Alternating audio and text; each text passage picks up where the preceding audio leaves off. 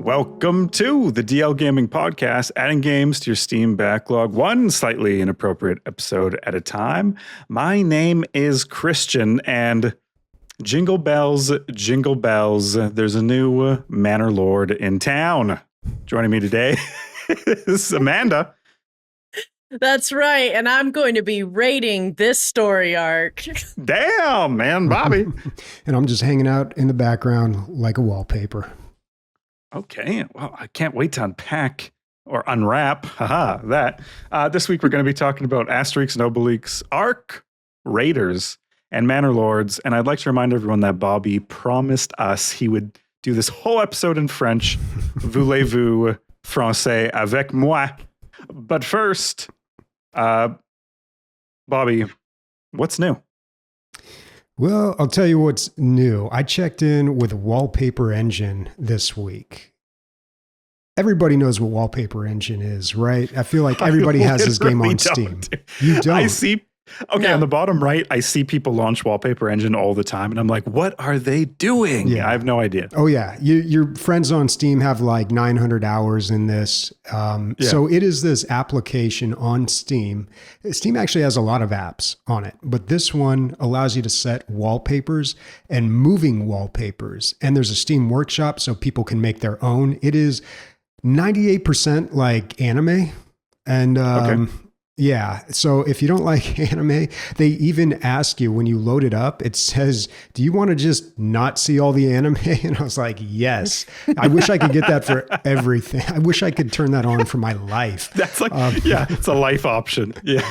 Yeah. But it lets you do other things too. Like you can adjust the speed of the video, the fidelity of it, like super sampling, like all sorts of things on it. It's a very robust program that's been around for a very long time and I haven't used it in probably 10 years or whenever I bought it. And okay, I was setting up, it's kind of a website, but I was trying to put a background on it. And I was like, yeah, I'd really like to put like an animated one on here. And I wonder what Wallpaper Engine has. Like, I'll just check in with them and see where that app is.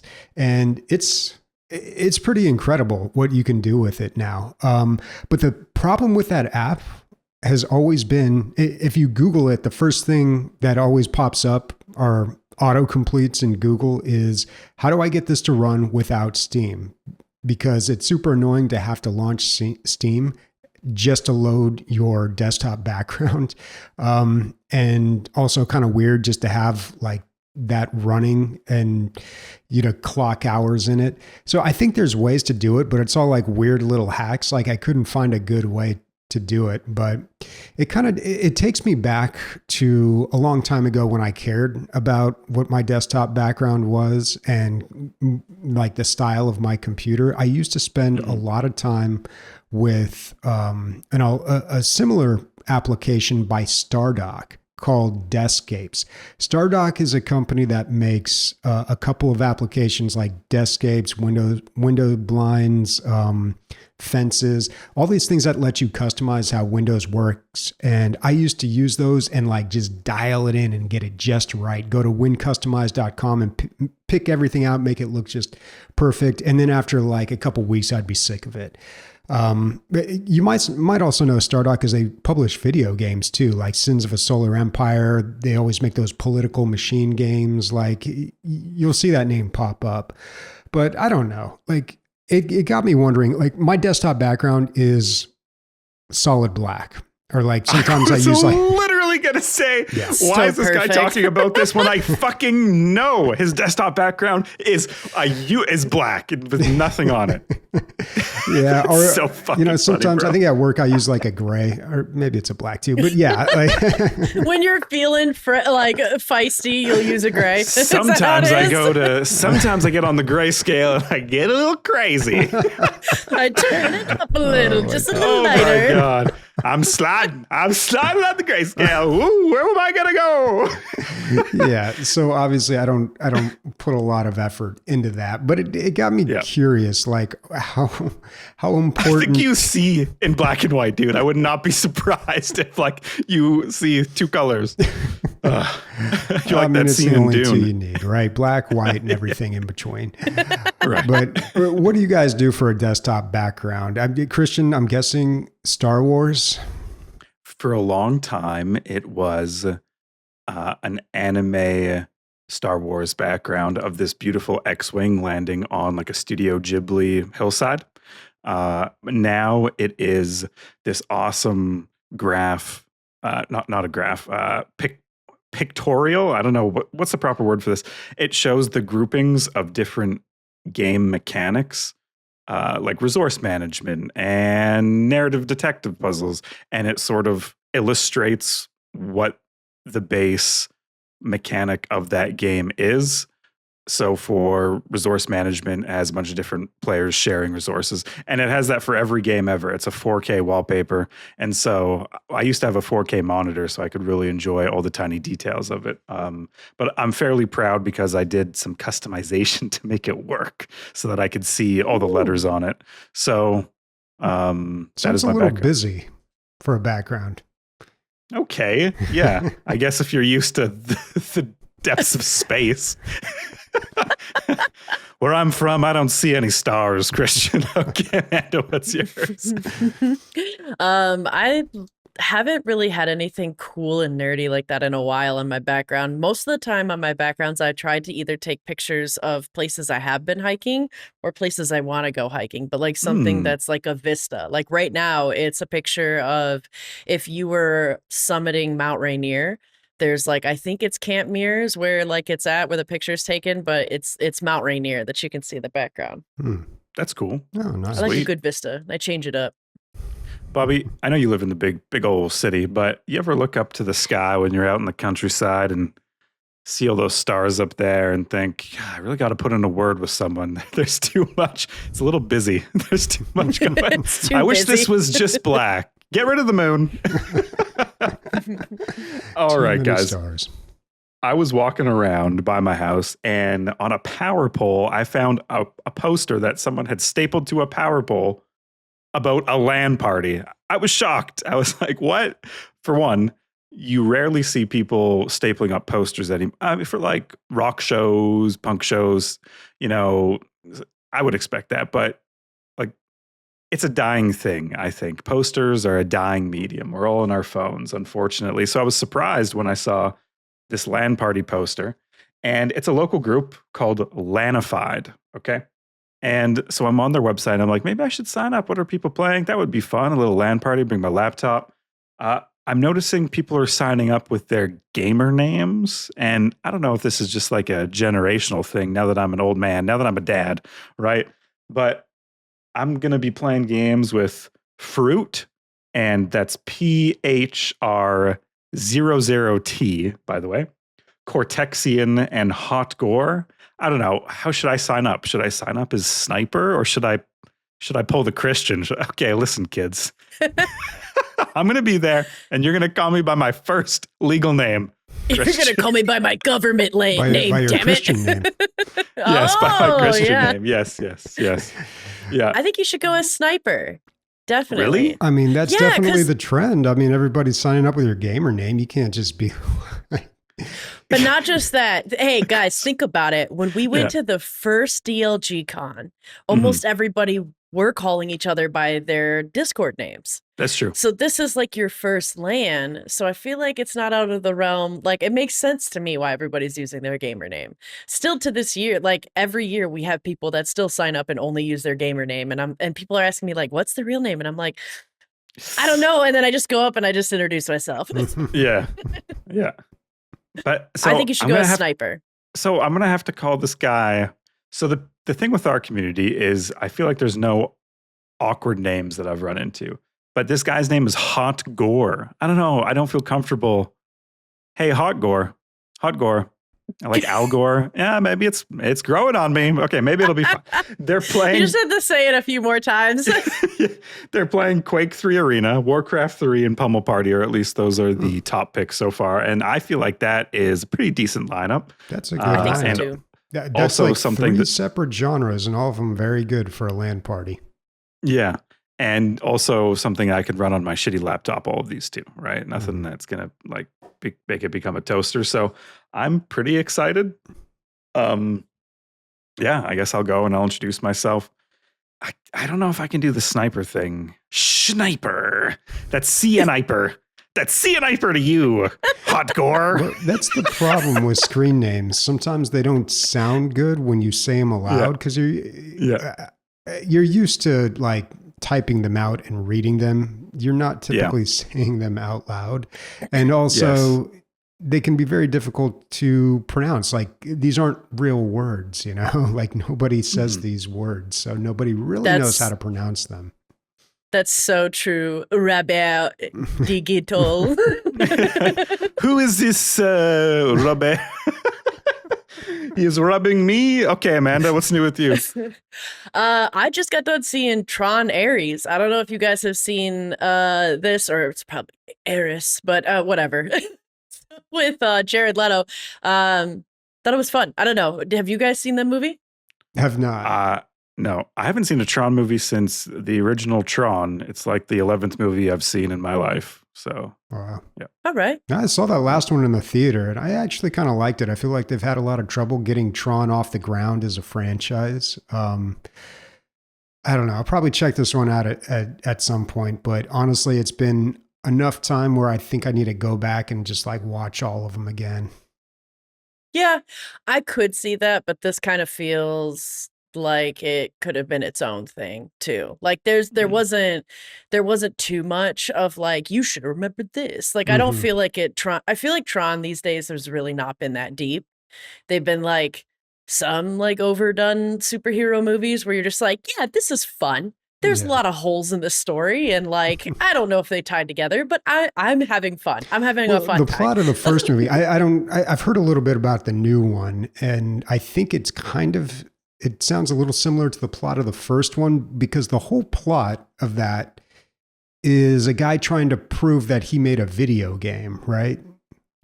I don't know if you guys remember the first Tron, but like somebody was trying to stuck in the computer.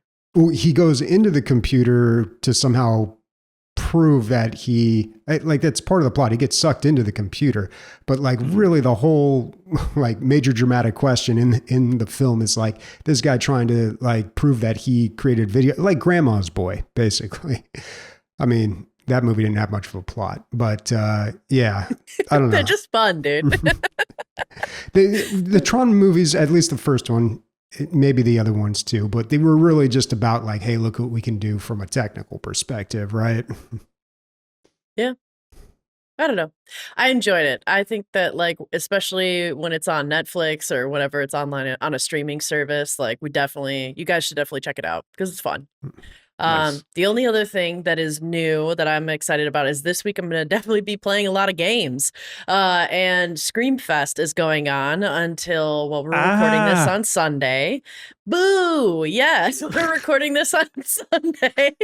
And it ends tomorrow. It's a huge sale that's going on for all of the scary and horror games. So when this podcast episode comes out, unfortunately, it means that it's missed. But I'd imagine that there still could be a good chunk of demos that are still up because there's a lot of demos and a lot of things going on. But I picked up some good spooky games, and I'm going to try my best to play them this week.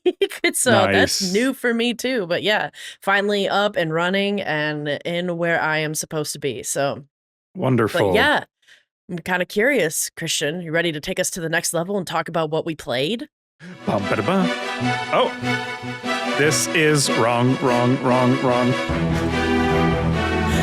Still pretty epic, though. Sorry, our new bumper is just the Halo sound. It's epic transitions, okay? Yes. Expect 6 minutes of track between segments, folks. Okay. Well, the bumper is not bumping. I'll do it with my voice. Boo, boo, boo, boo, boo, boo. What did you play this week, Bobby? C'est quoi est-ce que tu as joué, Bobby? Disez à nous.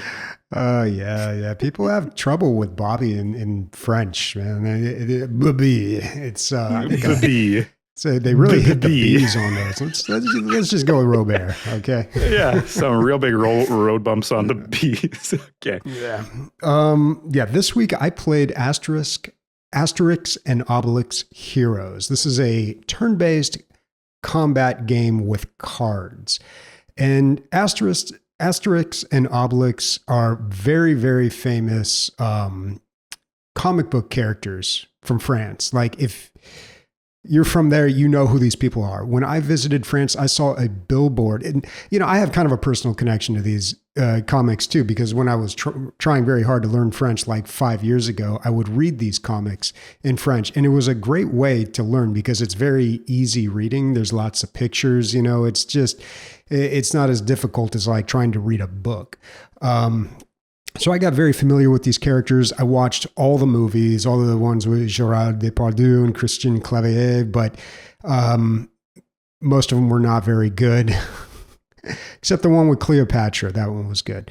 But these guys are huge in France. They are like these Gallic characters, and they're always fighting the Romans, and it's always just like something funny going on. And it's kind of a big IP. There's actually lots of Asterix and Obelix games out there. I was surprised. I saw this one. I just came across it and I was like, card-based combat, turn-based, perfect. Like I'd love to check this out, but I was a little suspicious because it was on sale for like $1.50 on like some random website. So I bought it. It's actually on sale on Steam right now for $1.99. So, I mean, pick it up. But I knew like looking at it, it kind of looked like a mobile game. I thought this can't be that good. And I was right. It's not that good. It's a pretty standard card combat game. Like there's not even any kind of depth or complexity I could get into. Like, hey, this is something cool or different that it does. It's basically just saying like, this is card-based combat like you've seen before a million times, but just not done with any depth or complexity, but it has these two characters that you love. So hopefully that's going to be enough for you. Was it enough for you? Not really. So it's pretty simple. The game is designed in a way that requires repetition. And this is something that I've seen games do to a level that is like a problem. And this game does that. Every game has repetition. They got like typically like I don't know, maybe not every single game ever made, but like most games have repetition. They usually have like a core gameplay loop that you work your way through, but hopefully that's fun enough that you keep doing it. And then they kind of string you along by like leveling up characters or some sort of like progression, like systemic progression that you keep building up towards. So this game, though, so let me see if I can explain this in a way that is not incredibly boring. So this is what I hate when games do. They force you to replay missions, and you have to do this in this game to level up your characters and get your team stronger. And there's really no other way around it. So it's like they get more mileage out of creating a couple of missions, like a couple of maps that you work your way through. And they're just like, yeah, just play it again, and we'll call that content, So I don't know. I didn't enjoy that. Plus, when you start leveling up and getting stronger, it's like, okay, I got to go back and play the first level so I can unlock all the other stars so I can level up my characters. But, by the time that I get around to doing that, my characters are already so powered up that it's kind of it's too easy and it's very boring. So yeah, man, I should have played something more exciting this week because I was not excited to talk about this game. I was like, why didn't I play Far, Far West? But that's going to be next week. But I will tell you what was good. I have a question, good. Bobby. Okay. Bobby, before you get to what is good. Une question, s'il vous plaît. Excusez-moi. Bobby, do you have a favorite?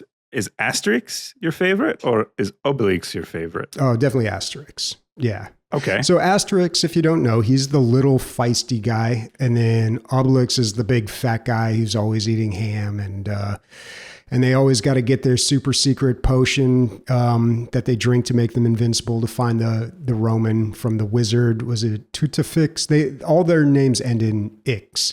Like that's the joke. But yeah, definitely Asterix. And you know what's funny? This is like a random aside. And if Taylor were here, he'd appreciate this. So there's a very, very famous French movie called La Haine. It means the hatred or the hate, I think. It's very popular. It came out in the 90s especially. it's like a lot of social commentary. It's a very serious movie, but there's this part in the movie where these people go into Paris to buy drugs from this guy, and he lives in this big fancy place. And I'm watching this movie. It's playing in French, and I'm reading the subtitles, and the subtitles keep referring to this guy as Snoopy. But when they say his name, they call him Asterix. And I was like, they changed it for the American audience because they're like, nobody's going to know who Asterix is. So we'll just call him Snoopy. And then when they get there and they meet the guy, he looks like Asterix. So I'm just like, they killed the joke, Yeah. All right. Back on track. The best part of playing Asterix and Obelix Heroes was actually playing it on the Steam Deck. This is the first time that I played a game entirely on the Steam Deck, and I wanted to do it this way. So I started doing this, and it was on my girlfriend's account because she's the one logged into the Steam Deck. So I'm like, okay, I guess I just got to continue it there because I don't have my save. So it kind of forced me to just play it entirely on the Steam Deck. And I was very surprised about how much I enjoyed it. Like, there's something about being able to just lay in bed and play a game, like just with a handheld device, that is just like, I don't know, not better than playing on the PC, but definitely very nice. So I don't know. I might be playing more of my games on the Steam Deck. He's a decky. That's He's great. a decky now, folks. Hell yeah. One of us. One of us. But he guys, he got it for his girlfriend. I mean, he probably, it's his Sweet. girlfriend, Steve. Bobby, there's a French expression you said, back on track. Revenons à nos moutons. Do you know? Get back to our goats. Mouton. Is it mouton a sheep? Oh, you might be right. Yeah. Goats or sheep, whatever it is. It's an expression that, I think maybe you should use it. Just whip that out in normal conversation, but not the French version. Just say, let's get back to our goats, or let's get back to our sheep. I love the way, I miss studying French. I wish I could get back to it, but I just don't have the time. Yeah. But I love the way that they, like, some things are so apparent about their culture through their language. I love the way that they say some things, like, they don't really have a word for useless. They say, like, ça ne sert rien. It serves nothing. And I'm like, that's such a better way of saying useless. It's fancy. Yeah. It's fancy. All right, Amanda, what'd you play this week? All right. I don't really think it's fancy at all. It's called Arc Raiders. It's this extraction shooter that kind of has this post-apocalyptic. Yeah, I wrote that it meets 2001: A Space Odyssey, but I just watched Tron, so it makes me feel a little like 80s Tron. It's definitely got this like 80s retro aesthetic in a lot of the UI and the way that your costumes kind of are, or like your outfits. But this game feels to me like somewhat of an Escape from Tarkov, but way less complicated. But it's very fun. The same joy that I'm getting that I played when I was playing Escape from Tarkov. The quests are really great, actually, as well, too, in Arc Raiders so far.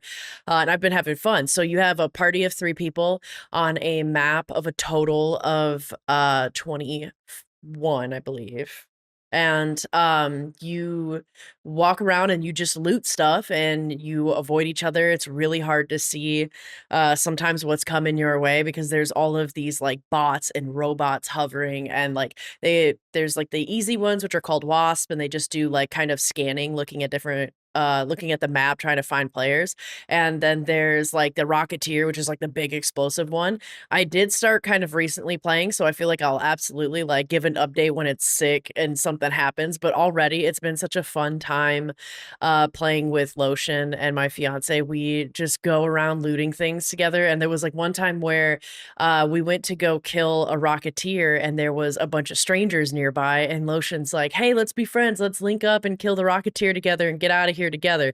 So then we tried doing that, and then right at the end when we were about to extract, these guys shot us in the back and killed all of us, which That's is just all the rude. clips I'm seeing. That's all the clips I'm seeing, by the way. There's a lot of assholes. It's like, I thought I made friends in Arc Raiders, and then this guy slaughtered all of us.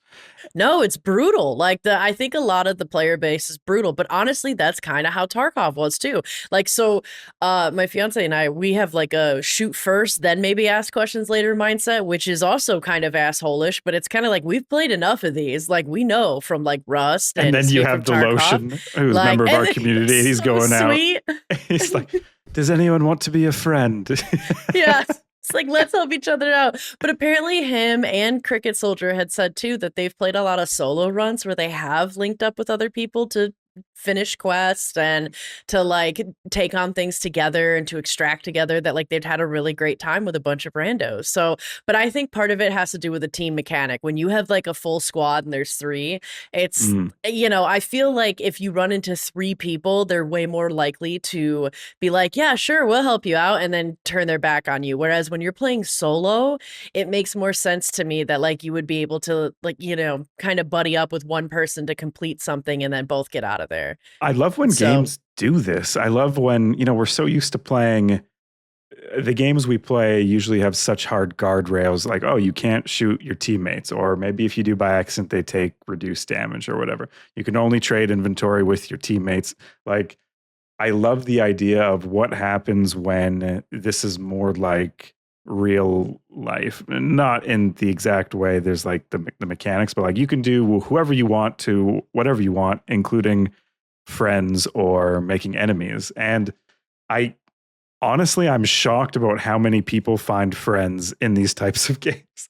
I feel like, you know, you're online, you're anonymous, or you're mostly anonymous. You have all the reason to, you know, backstab someone and like shoot them in the back of the head. And yeah, that happens a lot, but also it doesn't. Also, sometimes you just make a friend and you have a good time, then you go your separate ways. Right. And it's beautiful. I don't know, it's beautiful. There's something beautiful about it. It's like airport friendships, dude. But then when you go on a trip together and you're all at the airport together, oh, it's a great time. But like it kind of feels like that too, where like, yeah, you team up with this random stranger and you get this thing done and you feel great about it and then you leave. I'm kind of stoked to start having my own solo experiences like that too. But it's so much fun playing with other friends as well. And that's just one side of it. Like the crafting is really solid, is really great. You get like a room where you can add workbenches and gear benches and modify gear and things like that. So like the crafting kind of goes a little deep. The story is really solid because all of the like warfare, there's multiple maps on this planet, and all of the warfare tends to happen, not warfare, but like all of the fighting and the extraction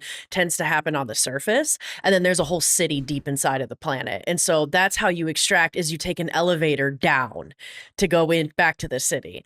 And so it's such a cool epic scene, but it feels very like 80s Tron, and it's it's very fun. And the UI is super pretty. It feels kind of like that, yeah, that retro space kind of feeling with bright colors and neon. And it's just, it's really nice. With these escapey games, like, dude, I remember like, and maybe this is like every game ever, but like the finals was the shit, you know, like there's been a lot of these really well-made, successful co-op titles that are just so fun and they go really viral because you're basically watching people have the time of their life in like a really cool environment. And then, I don't know, in 2 or 3 months, it's over. And I mean, it's not over. The finals is still a game, but it fades out of the limelight in a way where now there's another one of these games. And it's like, I mean, maybe, but that could be their model. Funny you bring them up. These are the makers of the finals. It's Embark Studios Jesus. and Nexon. So you're not wrong. I guess they nailed it. They have a type. And so... Yeah. Or I have a type, I guess. I don't know.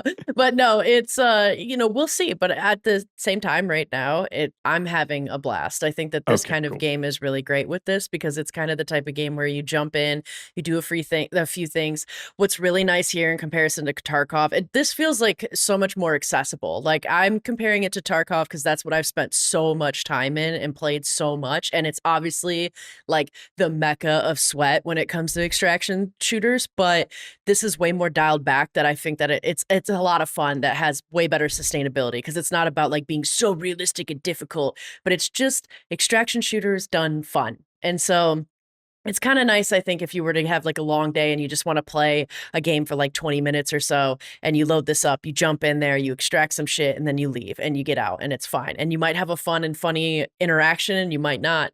But you know, it's either way, like I think that it's a great time because they also have like a skill tree. So there's a little bit more depth to it too. You can build up your skills and it allows you a bunch of things. But nice. Yeah, it's awesome.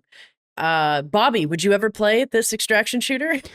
Am I misremembering the finals? Was that an extraction shooter or was that more of like a last man standing game? It was more Last Man Standing. Okay. It was a Yeah. battle royale. I do type of like thing. the Extraction a little bit more. There was one that didn't take off. It failed almost immediately. I think it was called Scavengers. I played it in beta and I was like, this is actually a pretty fun game. Like, I don't know how much time I would spend with it, but the idea of like going in, getting stuff and getting out, I like that rather than just like the remember that objective being game. to kill everybody right away. Yeah. I remember Scavengers so long. Yeah, it was a while just ago. unlocked a core memory dude, from like 5 years ago. That's crazy. Yeah. But yeah, it's funny when when this game, it's been around for a while. Like we've heard about this, but this is just like what, the 1.0 release?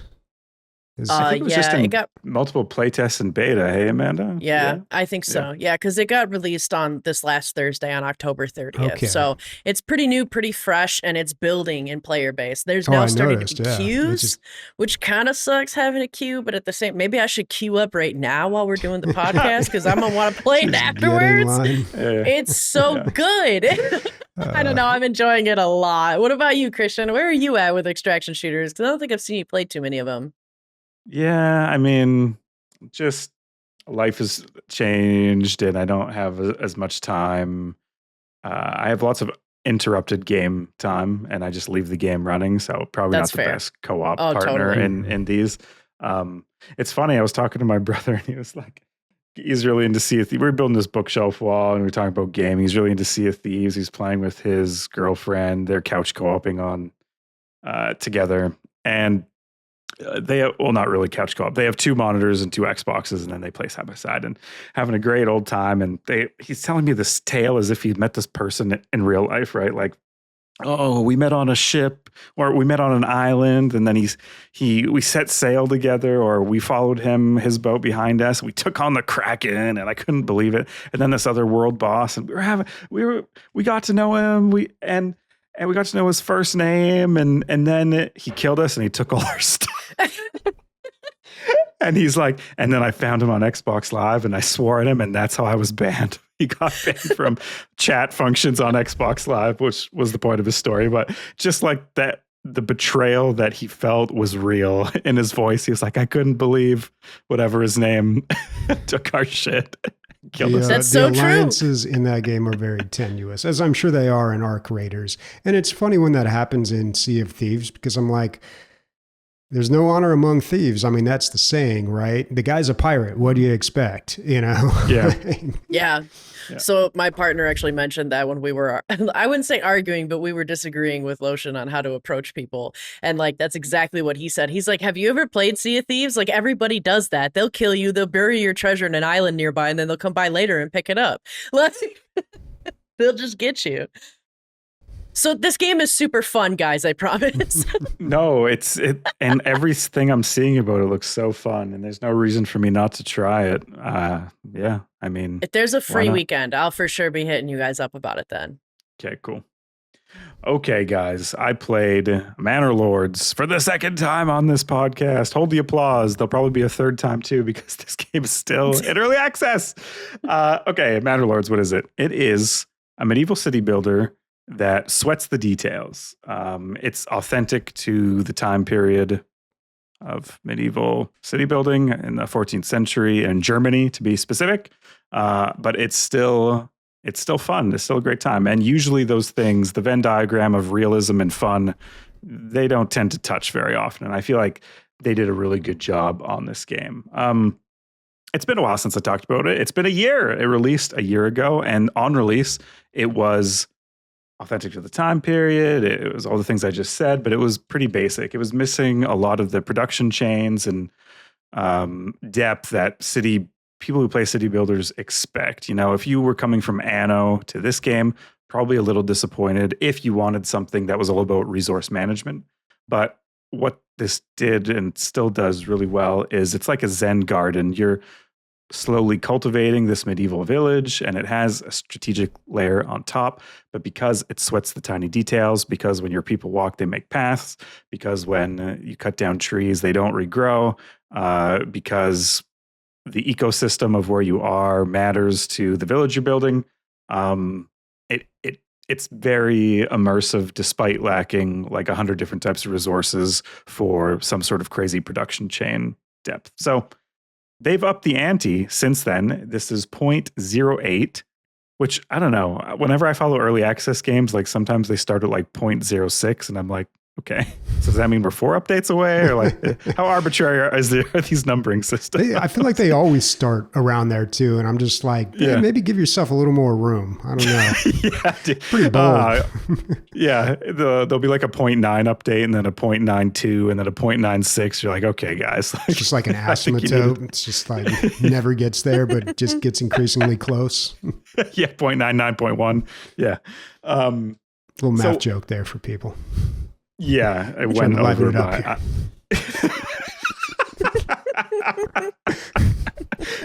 Okay, so they added many more granular resource types. Guys, it's carrots versus cabbages, instead of vegetables. It's barley versus berries, leather versus linen. They added pelts. I was like, okay, sweet, animal pelts separate from the skin of an animal. Like the furry part is separate from the part you would make clothes out of. Exciting. Are these going to be rugs that I'm going to hang in my finest halls? They don't do anything. I was very disappointed. I was like, God damn. So I just have all these pelts, eh? That sucks. Other exciting things, and I don't want to bore you after that exciting math joke, but they added maintenance and expanded research trees and all the things you would expect from a little bit more complicated city builder game. But in my opinion, the best new thing they added was art and commitment to the atmosphere. It really, what is this game? I think at the end of the day, it's a medieval Zen garden city builder. It's going to give you that strategic depth, but if they can double down on the atmosphere part of it and really immerse you, I think they're doing a great job, and they have done it. They've completely reworked the UI. There's all new art in the game. Your map view looks like a hand-drawn map. Resource icons look like hand-drawn, like old-timey resources. Like what monks would do in the margins of the Bible, and they would make like this really intricate like Virgin Mary, and she'd be holding like 50 plums above her head, and it's like just way over the top. No need to do this type of art, and that's in this game. Wow.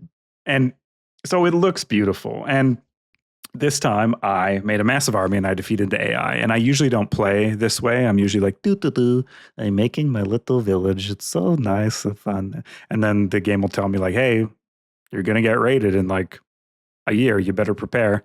And I'll be like, my potatoes. And I'll be like, oh, my potato field. And it does not line up with my dirt road. And I'll have to I'll spend like the equivalent of 3 in-game months, like getting all my fields looking.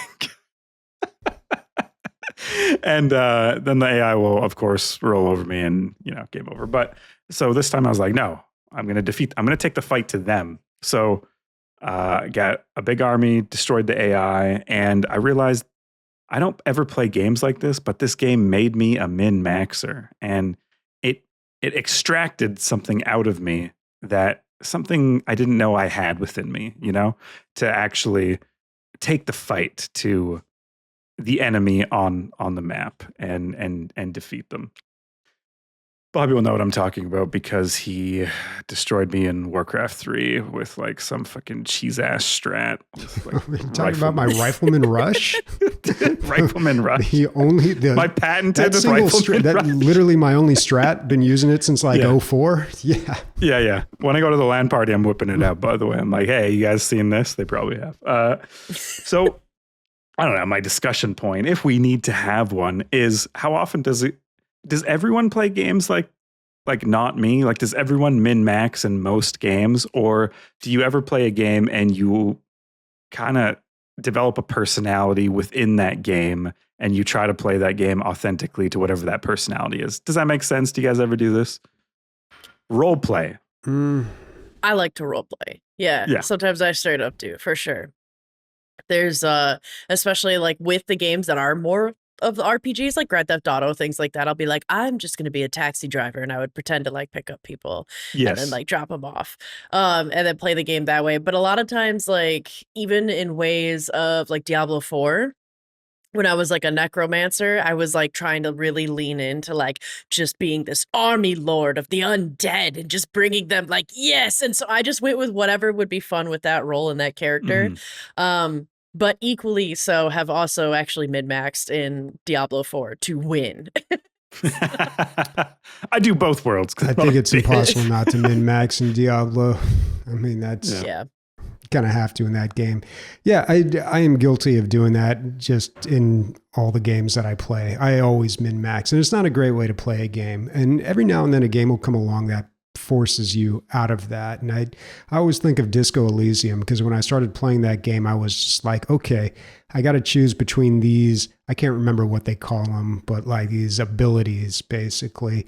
And I was like, okay. And whenever I'm presented with that in a game, I'm like, I'm very thoughtful about it. I'm like, okay, so if I get this, then I'm going to have this type of play style. And then it's, what will it synergize with? So I'll get this one over here. And at a point in that game, I realized it didn't really matter. Like the game is designed that in a way where you can choose whatever, and there's always going to be a path to success. So, I felt like at a certain point, like it almost kind of released me of the burden of having to min-max, which I thought was really great. And that's why I like that game so much. That's a very difficult thing to do. Games try to do that. They don't always succeed. But yeah, it's kind of like how gaming is now, because you're just an alt tab away from looking anything up. That's just the reality of gaming. Yeah, you don't have to wait for Nintendo Power to come in the mail. And that's true. I did look up, I watched like a 25-minute strategy beginner guide on how to basically min-max the game for Manor Lords as I was playing the game. I was literally just following, like I might as well have not even been playing, because I was just following exactly the movements of what this person was doing so that I could get the starting army, because it is difficult like to defeat that first raid, but it is even more difficult to build an army before they even send the raid and kill them. That is like, I'm basically cheating, I think. So yeah, it is what it is. I'm not proud of it, but I played Manor Lords again, and that's what I did this week. Bumper time. Wait, why do I got to do it all? Bobby, give us the bumper. Give Bobby the bumper. It's just like some boops and some beeps. I can't, there's perfect. no now we're there. To it. That's it. That's our new bumper right there. Yeah. Just play that back. What do you want to play, Bobby? This week I'm going to talk about Menace. So this is a TTB RPG, LMNOP, AYOU, sometimes Y, but not always. Wow. It's a tactical. Zed. I hate acronyms.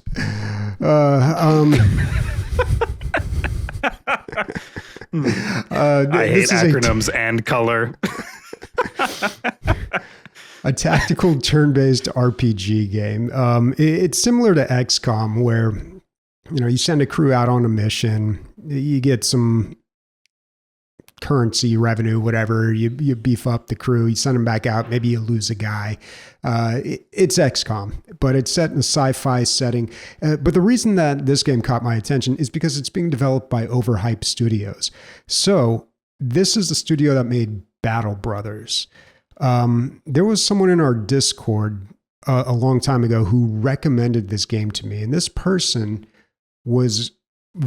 had a very narrow scope of games that they played. It was strictly like hardcore CRPG style games, very, very specific.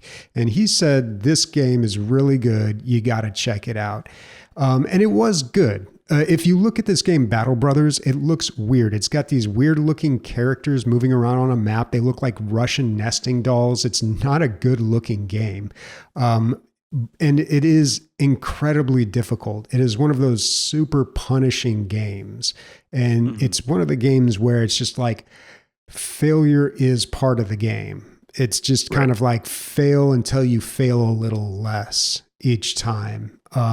And not everybody Amanda has made a like face like she was eating a sour lemon. Yeah, it's a Souls-like game, dude. Well, I don't even know. Like, I think of it more like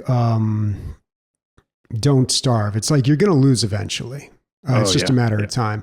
But it is kind of like a Souls-like where it is, just very difficult. And if you read the reviews of Battle Brothers, you'll see a lot of that. A lot of people praising the game, and then the people who aren't just say this is just it's too hard and it's not like rewarding in a meaningful way. But it was I played it and I was like, yeah, dude, this is way too hard for me. And it's like way too intense. I can see like some really cool things about it.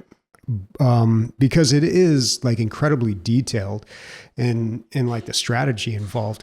So that game always stuck with me. Like Battle Brothers is kind of stuck in the back of my head at any point in time. So when I saw this and I was like, they're making a new game, and this is the first new game they've made. MENACE is the first game the studio has made since Battle Brothers in 2017. So they've been probably cooking on this for a while. I'm very curious to see. That's always a weird thing when it happens, right? To wait like 8 years to come out with your next game. And it's not like they were riding this, the massive success of Battle Brothers. I mean, the game did all right, but like it has a very specific audience. It's not going to be reaching a lot of people.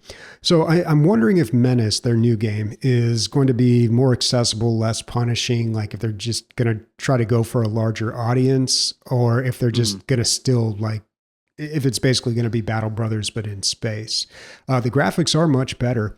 Their Steam page, we were talking about a bad Steam page last week. Which game was that for? I can't remember. Oh, I can't remember either, but it was bad. Yeah, we were like, the Steam page needs some work. So the Steam page for MENACE, the problem last week was the Steam page did not have enough, didn't give you enough information. The problem, I think, with MENACE is there may be too much information and it's kind of misleading. It doesn't really tell you what the game's about. It kind of like paints a very poetic picture and gives you a lot of story. And I'm like, but what is the game? You know? Right. So I don't know. I'm trying to make a purchase decision. Exactly. So I don't know. And I should have prepped this before and told you to take a look at it because I know you are the decider of all things Steam pages. So I'd love to get your professional opinion on how effective you think this Steam page is going to be. But I don't know, here, let's do a little review. So first, I feel like let's start with the key art. There's a guy, an astronaut. He's over the word menace, and in the background there is an impressive looking spaceship, and the dock of the spaceship is blue and illuminated. You know, like the CIS battle cruisers in the Republic Civil War Star Wars era. It doesn't tell me a lot about the game other than it's sci-fi and maybe it's like a first-person type game. Let's scroll down. Lead a strike force against an alien threat in this turn-based tactical RPG from the developers of Battle Brothers. So I think they're invoking Battle Brothers. Mm-hmm. This game probably going to be hardcore as hell. Yeah, I feel like why else would you do that? Okay. Like we're known for this. Their audience. Yeah, we're known for this, and this is what we're going to do. Oh my God. Yeah, it's a lot, dude. It's a lot. Bro, but maybe this is the audience. People, if you like Battle Brothers and you want the specifics of this game and you want the hardcore features, maybe this, but this is this is kind of a short story. I don't know about this. This is long. This is long. This is like the longest Steam page I've ever seen in my entire life. I didn't know it was going to be like this. I thought, dude. I was just like, what is all this? Interesting. Cool. I wonder if they hit the max character count or if they could keep What is the max character count on the Steam page? I don't know. And I feel like I want to find out. Into a Google Doc and find out. Yeah. Because that's probably it. They reached it. Yeah. Cool. Wow. So yeah, I don't have the page up. What's the release date on that? February 5th, 2026. Okay. So they do have a date. Yeah, that's what I wanted to mention. They do have a date. We should do that and more, they have a Amanda. demo. We should try to like set up and finish. I feel like sort of like what's a 3 quartet? A tritet? Probably a triplet. I don't know. Is it called? I don't know. Anyways. I don't know. This bit is going nowhere. Goodbye. Sorry. Sorry to even mention it. What did you play this week, Amanda? Well, what I want to play this week, so we'll leave what's dead is dead. And so I want to play the Mortuary Assistant. Like I said, Screamfest is going on. I picked up some games. There's a lot of kind of spooky games that I want to play this week, especially Karma, The Dark World. And then, like I said, the Mortuary Assistant. I keep seeing this and this keeps popping up. And it's great. You guys know that I can't handle getting out of the first room in Amnesia. And I don't have to leave the first room at the mortuary assistant. It all happens in the same room. And so what it is that you're essentially a funeral mortuary assistant, and you're like dissecting bodies that come through and putting them into the cooler. And like all this spooky and creepy shit happens to you. There's like a guy whose skin looks like it's like a cracked egg, and he's like twisting and everything's popping. Yeah. And then there's like shadows that all of a sudden appear and like pop up. I don't and like it's when everything is popping. I don't like that. I don't either. When they did it, like his head kind of twisted, I was like, oh, dude, this is so. This game, this is how I know that this game. I'm gonna try my fucking hardest to get through as far as I can in this game. But I struggle with the trailer. Like that's how I know that this is gonna be very hard. Didn't we both play the beta or demo of this? Is a familiar sounding title. I think we did for very Next familiar. Fest. Yeah. That was and a there while was a lot ago. of content. Last It came out year, a while. maybe. Yeah. It was a while ago, but it's on like a deep sale right now. It's like $14 on Steam. Okay. And it looks good. It looks fun to play. And it looks like you kind of like go through it like as if you're really doing an autopsy. Like I was getting flashbacks when I was looking at the trailer of the things that they had to check out, and the thing like having to weigh the different organs and stuff like that. And they do that in real autopsies. So part of me wants to kind of try my best to role play as somebody in the field who has some actual like more than just layman's understanding of pathology and death. And I'm like, I'm just gonna try it. And I don't think I'm gonna be able to get far because it looks terrifying as fuck. Yeah. But I'm gonna try. It's gonna be really fun. And so I really want to try this. The YouTube video, Real Histotech tries the mortuary assistant. Yeah.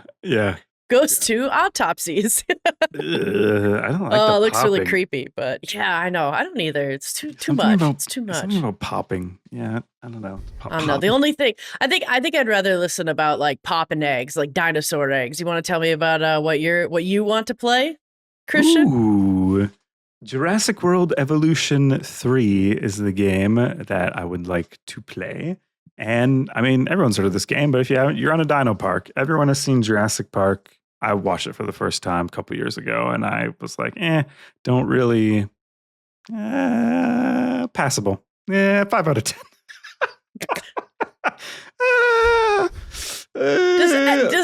Does a point go up at least because of Jeff Goldblum? Come on. Like I thought he was the worst part of that movie. I was like, this guy, that's blasphemy. he's like hitting on that scientist, and I was like, what? Anyways, I never played any of these Frontier simulation games, right? They make Planet Zoo, Planet Coaster, and I mean, Elite Dangerous isn't a simulation game, but I also haven't played that. And so I feel like developer-wise, for someone who seems to be doing well, people love these games, by the way. People love making videos of them. They like talking about them. I get the appeal.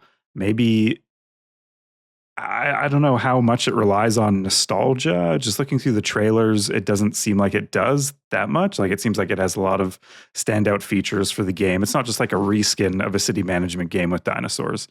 It feels like they've gone the extra mile to make these specific mechanics fun. So I'm excited to try my first Frontier game. It seems a little daunting. Like the graphics are just so good. It seems like there's so many options. I briefly played a little bit of Planet Zoo, and I was like overwhelmed enough that I didn't really get a good slice or chance to experience the game. I was like trying to make this enclosure, and I was trying to pick an enclosure height, but I could choose it by the meter, and I couldn't quite get the enclosure to close. And then there was like water physics happening. I don't know what my issue was. It just was a little too complicated for me, I think. And so I hope this game is a little more simple than my experience was with Planet Zoo, a little bit more arcadey. But at the same time, I hope I get the experience of when I played Jurassic Park, or when I watched Jurassic Park, which I think there's no chance I don't get. You know, dinos breaking out and eating people, having to tranquilize, having to react to like dino emergencies, having dinos breed, and like maybe getting like weird cross species of dinosaurs in my park that are special or something. And then I hope to have lots of Zen garden moments where I can just like craft a beautiful landscape for my triceratopses to graze in, you know? Yeah. That's what I'm Yeah. hoping. And I know Although I Bobby's hope you played these. get it. Yeah. Oh, have you both played these Jurassic World games or Jurassic Park games? I want to say I played 2, like Jurassic World 2. Jurassic World 2? Jurassic, yeah. I remember building one and then being able to get in like a buggy or like have like a first person view and being able to drive around and be like among the dinosaurs and like, that was so special. Mm-hmm. That is cool. Yeah, Okay. I played a lot of the first one. I think I have the second one, but never played it. But I played a lot of the first one. And yeah, you can get into a Jeep, ride around, take pictures of the dinosaurs. If you get really good shots, you can sell them and make money that way. Also, if dinosaurs get loose, you can get into the Jeep, shoot them with a tranquilizer gun, maybe even shoot them from the helicopter. I can't remember. But yeah, they got some interactive parts like that.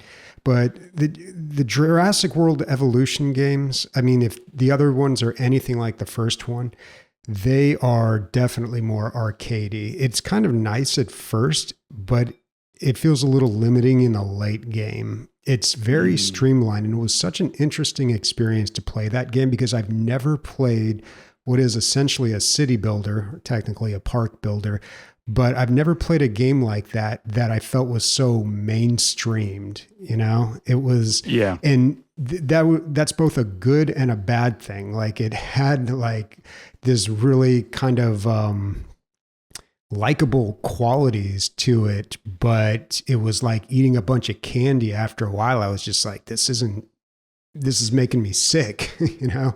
right. So Yeah, I don't know. Super casual and like minimal. Yeah. But it wasn't casual like in like a super dumbed down way. Like it was still like it had everything of like if you go back and listen to like the episode where I talked about Jurassic World, I kind of waffle back and forth a little bit because I can't make up my mind because I'm just like, I really like how they've streamlined the game, but at the same time, like I miss some of that complexity and rigor in the genre of games that people kind of expect.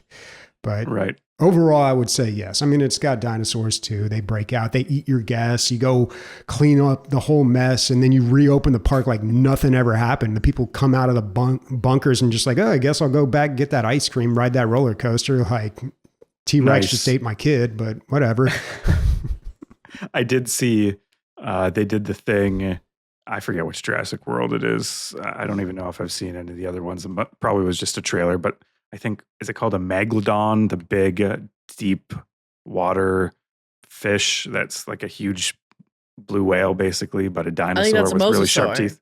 A mosasaur? A mosasaur, yeah. Whatever it is, comes up and it eats the people in the water.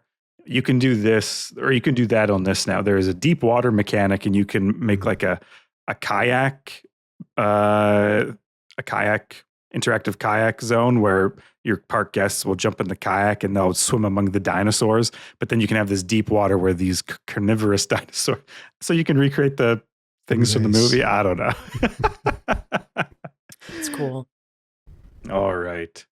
Ba-doo, ba-da-doo, ba-boo-boo. What is our community up to? Actually, I didn't want to do that transition. Amanda, can you do this bumper? Boop-a-doo-boop, boop, boop. How's that? I like it. I like it a lot. Executive producer Truthbringer, thank you for supporting us at the executive producer level. We really appreciate that. Listener questions and corrections, Bobby. What's going on? All right. First one's from Morconius. Have you guys tried out Luna? Luna Standards is now part of your Prime benefits. It's wild. Cloud game streaming has gotten so good. The new Indiana Jones game is included with Prime. It runs and looks amazing. Do you ever see yourself using cloud game streaming on the regular? Does it dissuade you from making investments in high-end hardware?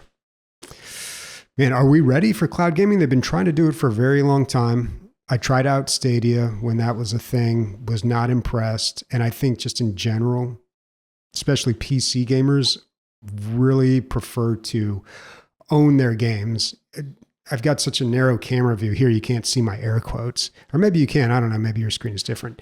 But like, we don't really own our games, we own like a license to play them. But you know, people really want that in their Steam library, and they seem to be much more comfortable with that than doing like a service from Xbox or from Google. So I don't know. Like, I kind of get the appeal at this point. I could see myself like, now that I have a Steam Deck, I could kind of see the advantage of like cloud gaming, but I don't know. I don't know if I'm ready for that.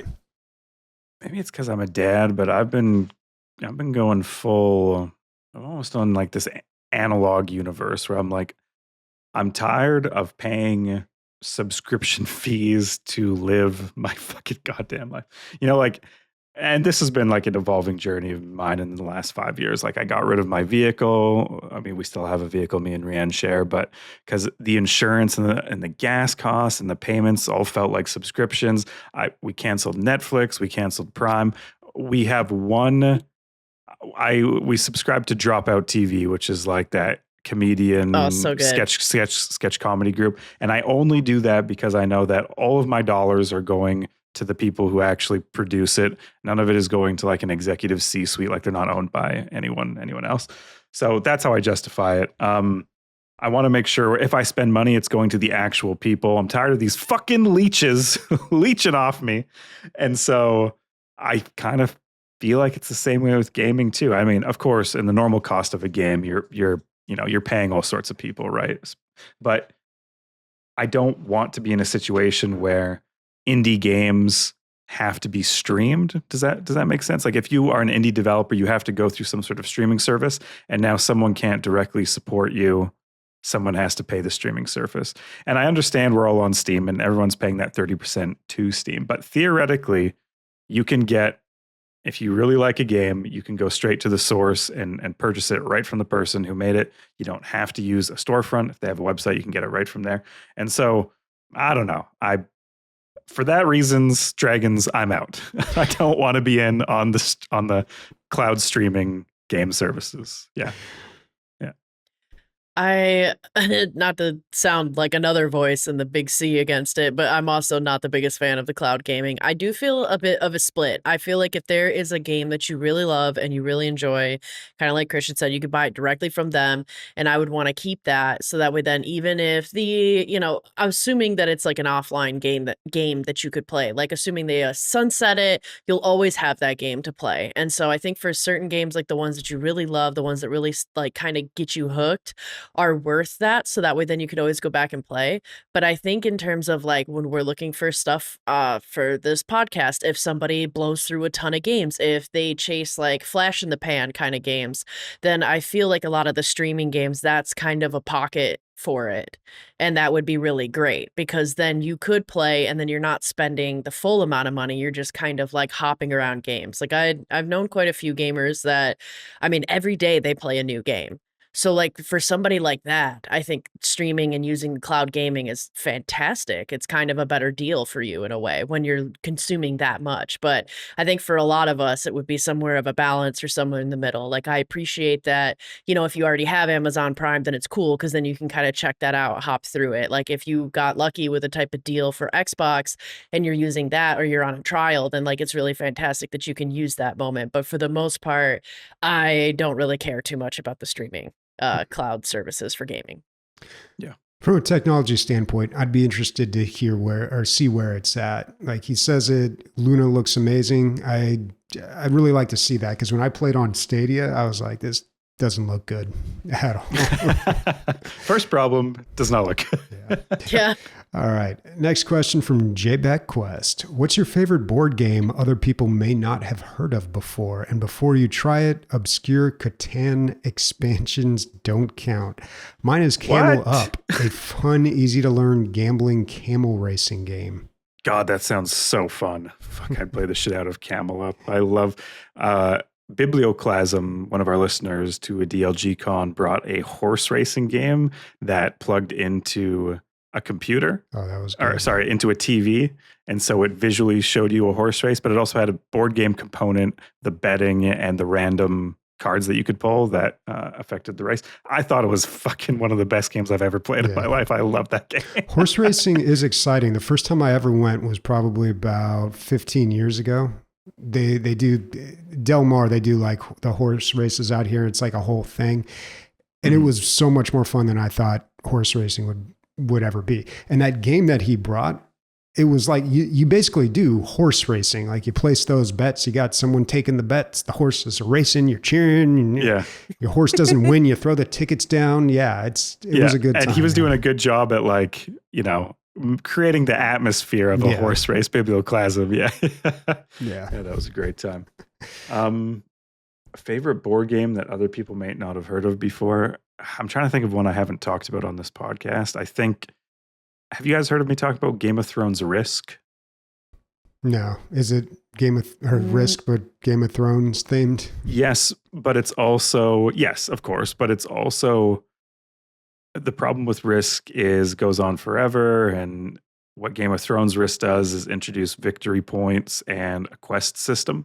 And so really you get around the table 3 or 4 times and the game is over by design, by hard time limit. So you're looking at around a 2-hour gameplay session, I think, 2.5 hours, 3 hours maybe. And it really makes you feel like every one of your turns are so meaningful and more strategic. And I think it's just a good way to take Risk, which I think we can all acknowledge the base game of Risk is a terrible game, and make it actually fun by introducing, and it has money, it has other stuff going on that Risk needed to be fun, because Risk is not fun. Sorry, base game Risk, I remember is that game. Awful. I had that game too. Yeah, it was a bit more complicated. They had like a lot more story and lore and the quest and the money system. Like I felt, it's Risk, but more complicated in a Game of Thrones world. But you're right. I like that it forces you to, you have to kind of expand, or at least have that Risk where you're like, ooh, like, please be my bud. I got a quest to do over here. It feels more risky with the time limit. That's good. For me, one of my favorite board games that I haven't talked about, because I also really loved Gudnak, and I talked quite a bit about that one. We played that at DLG Comp, but one of my favorites that I don't think too many people have heard about is called Nut Squirrel. I knew you were going to say. You heard me, right? Yeah. I knew. And if you didn't, I was going to bring that up. Yeah. Bobby got to see it. This game was a big hit at DLG Comp, but it's so fun. It's so stupid. Like, it's even, pun intended, it's still family friendly, right? It's very family friendly. The whole premise of the game is kind of like, I don't know, I guess it reminded me of like Old Maid or War if you were going fast, because you're essentially drawing from the main deck and you're trying to collect as many nuts as possible, but the moment you draw a squirrel, you lose all the nuts during that turn. And so you each take turns just trying to unveil as many cards from the deck as possible without getting a squirrel. And so it turns into like a game of somewhat high risk but like goofy stakes. It's fine. And so because you're just trying to collect nuts, and so you end up being like what was it, Bobby, you said that you had the 3 nut rule? Yeah, that wasn't what we called it, but that's what we're calling it now. I remember. It was 3 nuts or bust. Triple nut or bust. Yes. Triple nut or bust. Nice. It's so good. We'll get the explicit on this episode, whatever. Yeah. Yes. Yeah. Don't let your kids listen to this one. Yeah. But you can get this board game on Etsy, and like the creators have an expansion pack that they'll send to you as well, and a 3D printed squirrel. So that's really cute and awesome. It is the simplest game to understand ever, and it's just like, it's fun. It's not like you're going to play it for hours, but like it's so much fun to play a few rounds of that. Yeah. I really enjoyed Codename. That's the name of the game, right? Or was it Code Breakers? Codename. Yeah. I don't think that's an obscure game, but that was probably my favorite one at DLG Con. And there was one other one that is a little more obscure, and I can't remember the name of it, and I didn't play it, but I saw other people playing it. It had penguins diving down into the ice. Oh, Dive Deep. Yeah. Dive Deep. Yeah. Yeah, that one's cute. You have 3 little penguins, and you basically kind of go further and further of flipping up these tiles that are different depths of the water, and they're also different difficulties, but you have a higher chance of getting better loot, so to say. And like the loot you're trying to get is food as a penguin. So like you want the shrimp, you want the little fishies. What you don't want is to flip a tile and then you see a killer whale, because then you have to start all the way at the beginning. Like you got hit with a predator. So it's all about trying to collect as much food as possible while diving deep and avoiding predators. But that game is really cute. The game's very fun. It's just a more complicated nut squirrel at the end of the day. Are pulling all games cards, nut flipping squirrel? all games are nut squirrel, man. You either get a nut or a squirrel, and you know it's My triple nut or reductionist bust. theory of games. That's life, Every game man. is nut squirrel. Yeah, dude. Yeah. The nut giveth and the nut taketh. All right. Ugh, true. Next question from Whisker Biscuit. Oh, God. This one's directed at Christian. I'm listening to the latest episode and you were talking about your wife wanting to buy some profile items with points. You can gift her some of yours so she can. Go to her profile, find Give a Community Award, and select the reward with the highest point value. This is what it looks like on mobile. I'm guessing there was a screenshot there. Yeah. I did think about that. And yeah, you can give people points. Like if you vote, like sometimes I get this from time to time on a screenshot I posted or maybe like a really old review back when I used to write Fancy those. pants. Yeah. And people like give you points here, but there is a wait time on it. I can't remember what it is, but it's not short. I think it's like a week maybe. I think there's and a 20,000 points you can gift is the most. It's like a golden coin or there's one where it's basically like. Well, all the ones I get are like 100 or 200 points. They're not a whole lot. Well, but dude, that's because you're you and I'm just joking. I'm not getting the gold coins. Not with my, Yeah. not with my screenshots. Okay. All right. So we'll work the system, man. We'll figure that out. Yeah. A little underground point trading system going here. All right. A last question from Warconius. Got to call this out. Resident Evil is actually not scary. That's, I guess somebody said that. That's like saying The Exorcist is just a nice family movie. Resident Evil invented scary video games. How many Resident Evil games have you guys actually played? Who said Resident Evil wasn't scary? I feel very called out, but I'm pretty sure I did not say this. Well, I mean, I played my first Resident Evil game was 4. That's the one everybody hates, right? Because it's basically when the franchise turned into a action shooter game. So, and did you find it scary? 4? No, not really. But then I played 7. I was like, okay, this one's really good, you know. Okay, Warconius, keep in mind, Bobby only sees on the grayscale. Yeah. Maybe it was 5, 4 or 5. I can't remember, but I think they're all scary. Yeah. Yeah. All right. Oh wait, he has. All right. He's got a whole other part to this question that I missed. I'm sorry. Outer Worlds 2 has just come out. Did you guys play the first? What do you think? Any interest in the new one? Your thoughts on the Obsidian RPGs? For you, how do they rank compared to Larian, Bethesda, In Exile, and BioWare? Damn. I haven't played any of the Obsidian.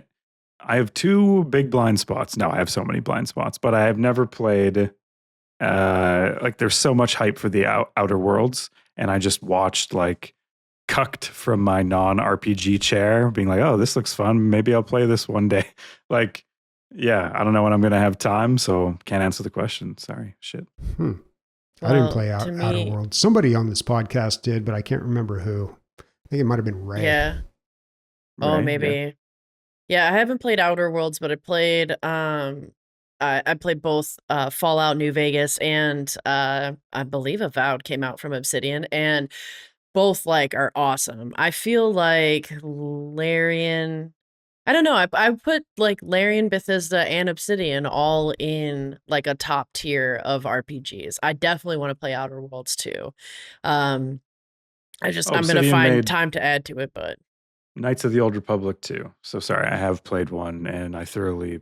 Yeah, one of the best games I ever played. Maybe that's a little nostalgia talking, but I feel like Obsidian has been riding that wave for a long time, though. They also made the South Park games, right? Did they make the Fractured Buttholes? The first one, Stick of Truth. I don't know about the second one.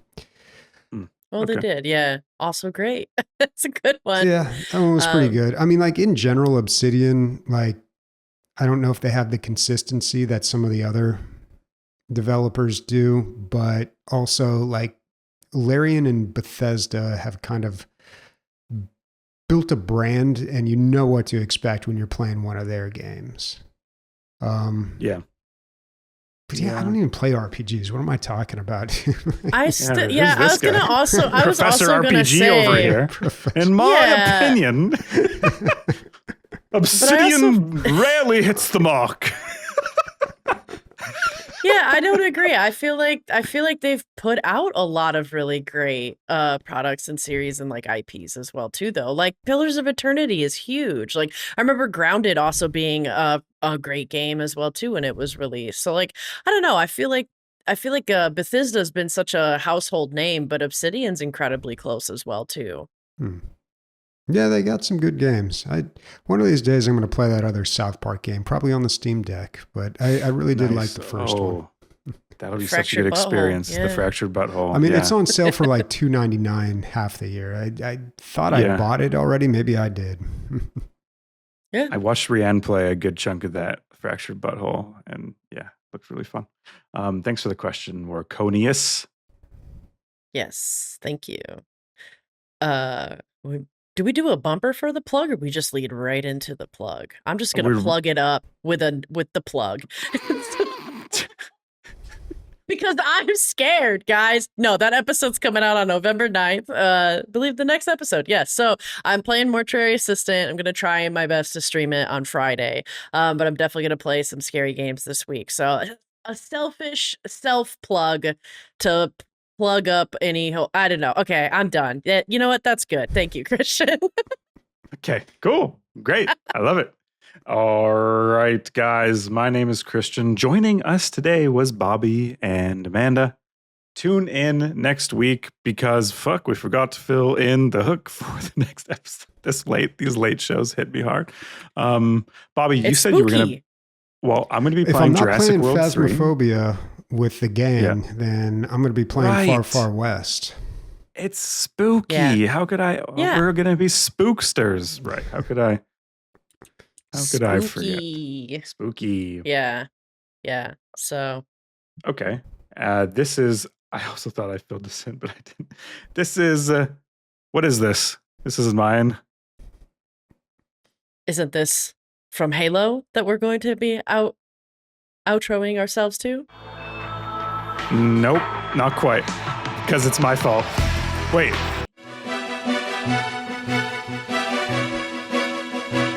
Seamless transition.